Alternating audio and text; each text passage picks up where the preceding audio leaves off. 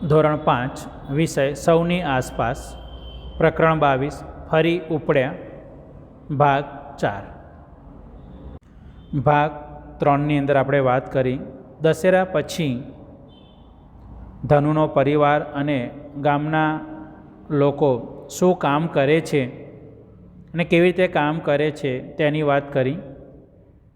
ઉપરાંત જ્યારે પ્રતિનિધિ જેને આપણે મુકાદમ કહીએ છીએ તે તેમને પૈસા આપે છે ત્યારે એ પૈસાનો ઉપયોગ કેવી રીતે કરે છે તેની વાત કરી. ઉપરાંત ધનુના અભ્યાસ માટે મામા મામીને એની ચિંતા છે,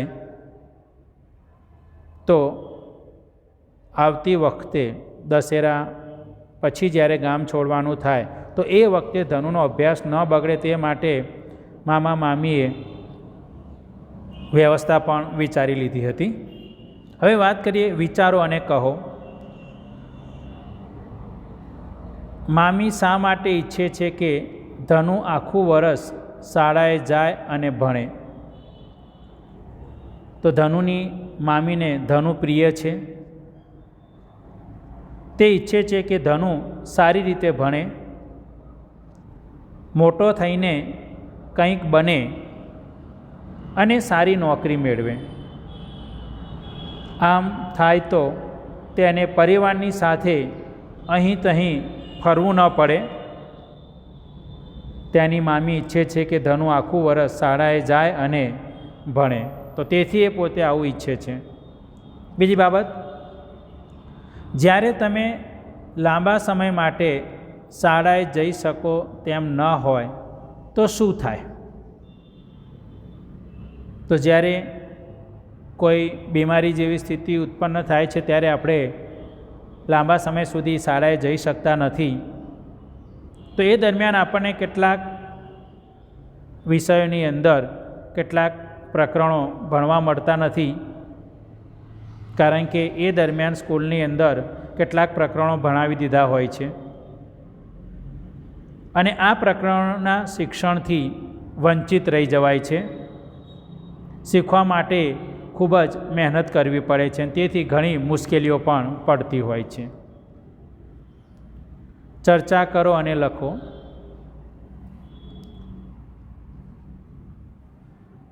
ધનુને તેના ગામના લોકો સાથે ગામ છોડીને જવું પડે છે. તે સમયે કોઈ સગવડ કરી શકાય કે જેથી ધનુ અને તેનું ભણવાનું ચાલુ રાખી શકે? કેવા પ્રકારની? તો હા, ધનુ પોતાના પરિવાર સાથે જે વિસ્તારમાં જાય છે તે વિસ્તારની શાળામાં જે તે ધોરણમાં ભણતા હોય એ ધોરણમાં ભણવા બેસાડી શકાય. ઉપરાંત સરકારની યોજના મુજબ આવા બાળકો માટે જે તે સ્થળે નજીકની શાળાના શિક્ષક ભણાવવા આવી શકે.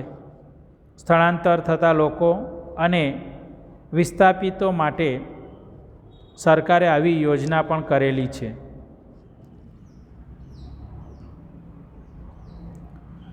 શું તમે કોઈ એવી નોકરી કે કામ વિશે જાણો છો જેના લીધે લોકોને તેમના પરિવારથી ઘણા મહિનાઓ સુધી દૂર રહેવું પડે છે? તો હા, એવી ઘણી બધી નોકરી કે કામ હોય છે કે જેના કારણે લોકોને તેમના પરિવારથી ઘણા મહિનાઓ સુધી દૂર રહેવું પડતું હોય છે. જેમ કે પર્વતારોહણનું કામ કરવાનું હોય, અવકાશમાં મુસાફરી કરવાની હોય, સાયકલ કે સ્કૂટર ઉપર પહાડી વિસ્તારના પ્રવાસે નીકળવાનું હોય. કારણ કે આપણે પુસ્તકમાં આવા બધા ઉદાહરણો જાણીએ છીએ. ખેલાડીએ ટુર્નામેન્ટ મેચ રમવા પરદેશ જવું પડે, સૈનિક તરીકે કામ કરવું, વિદેશમાં જઈને નોકરી કરવી, શેરડીની ફેક્ટરીમાં મજૂરી કરવી,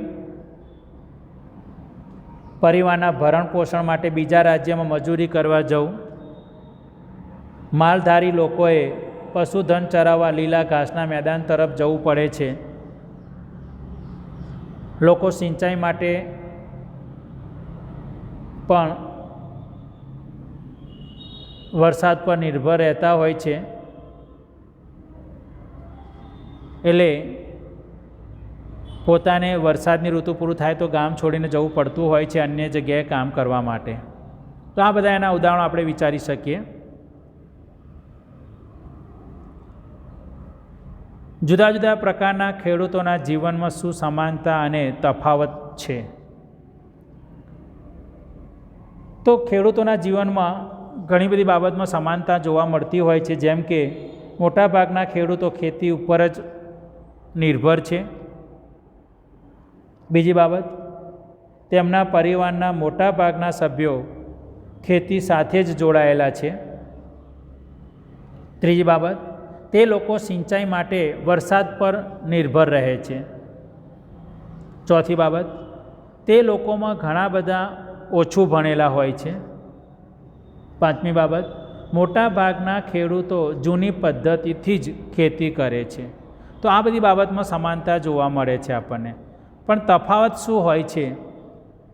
તો કેટલાક ખેડૂતોને જ પોતાની જમીન હોય છે, દરેક ખેડૂતને પોતાની જમીન હોતી નથી. બીજી બાબત, કેટલાક ખેડૂતોના ઘરના થોડાક સભ્યો ખેતી કરે છે, બાકીના સભ્યો બીજા કામ કરતા હોય છે. ત્રીજો પોઈન્ટ, કેટલાક ખેડૂત ભણેલા હોય છે, મોટાભાગના થોડું ભણેલા કે અભણ હોય છે. તો કેટલાક ખેડૂતો ભણેલા હોય છે પરંતુ મોટાભાગના થોડું ભણેલા કે અભણ હોય છે. ચોથો પોઈન્ટ, કેટલાક ખેડૂતો જ આધુનિક યંત્રોથી ખેતી કરે છે, બાકીના પરંપરાગત રીતે ખેતી કરતા હોય છે, એટલે જૂની પદ્ધતિથી. કયા કયા કારણોસર લોકો સ્થળાંતર કરતા હોય છે? એક જગ્યાએથી બીજી જગ્યાએ લોકો શા માટે જતા હોય છે? સ્થળાંતર કરવા પાછળનું કારણ શું હોઈ શકે? તો આપણે આ પ્રકરણો પણ આપણે વાત કરી. એ સિવાય પહેલાં આપણે 18મા ચેપ્ટરમાં પણ આપણે વાત કરી ચૂક્યા છીએ. હવે અમે ક્યાં જઈએ? અનુજભાઈ, તમને ખ્યાલ છે કે જેઓ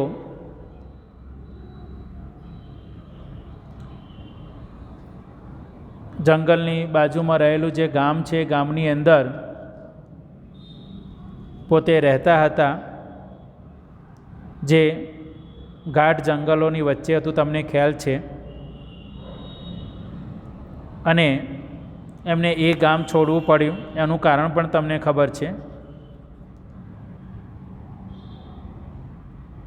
તો આપણે વાત કરવા જઈ રહ્યા છીએ આની અંદર કે કયા કયા કારણોસર લોકો સ્થળાંતર કરતા હોય છે. તો પહેલી બાબત, શહેરોમાં નોકરી કે ધંધાની તકો સારી હોવાથી ગામના લોકો આજીવિકા મેળવવા માટે શહેરોમાં સ્થળાંતર કરે છે. બીજી બાબત, સરકારી નોકરીમાં બદલી થવાથી નવા સ્થળે સ્થળાંતર કરવું પડતું હોય છે.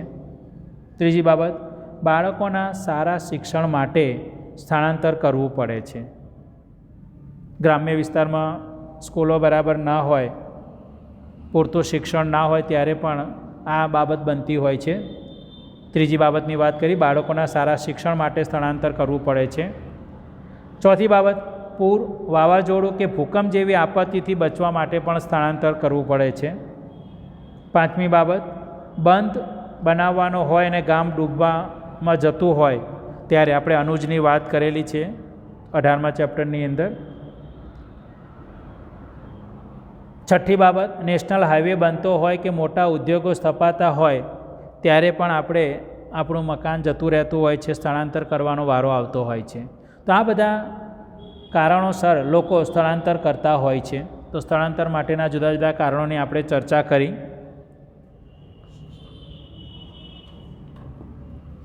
એટલે ચર્ચા કરો અને લખો તેની વાત કરી. પ્રકરણ 22 ફરી ઉપડ્યા, જે આપણું પૂરું થાય છે. પ્રકરણ 22ની અંદર ભાગ 4માં જે આપણે અભ્યાસ કર્યો તેના સંદર્ભમાં કેટલાક પ્રશ્નો નોંધી લઈશું હોમવર્કની અંદર. ભાગ 3ની અંદર છેલ્લે આપણે 18મો સવાલ નોંધેલો, જેનો જવાબ તમે લખેલો છે. આ ભાગની અંદર 3 સવાલ છે જેના જવાબ તમારે હોમવર્કમાં નોંધવાના છે. 19મો સવાલ, મામી શા માટે ઈચ્છે છે કે ધનુ આખું વરસ શાળાએ જાય અને ભણે? 20મો સવાલ, જુદા જુદા પ્રકારના ખેડૂતોના જીવનમાં શું સમાનતા અને તફાવત છે? 21મો અને છેલ્લો સવાલ, કયા કયા કારણોસર લોકો સ્થળાંતર કરતા હોય છે? તો 21 સવાલ સુધીના જવાબ. અને હવે પ્રકરણ પૂરું થયું છે એટલે આપણે પ્રશ્ન 2 એના સવાલ જવાબ પણ નોંધવાના છે. સાથે પ્રશ્ન 2 નીચેના પ્રશ્નોના ટૂંકમાં જવાબ લખો. 1 થી 8 સુધીના સવાલ. પહેલાં ભાગ 1ની અંદર આપણે પ્રેઝન્ટેશન આપી ચૂકેલા છે આ સવાલના, તો અહીંયા ફરીથી એકવાર.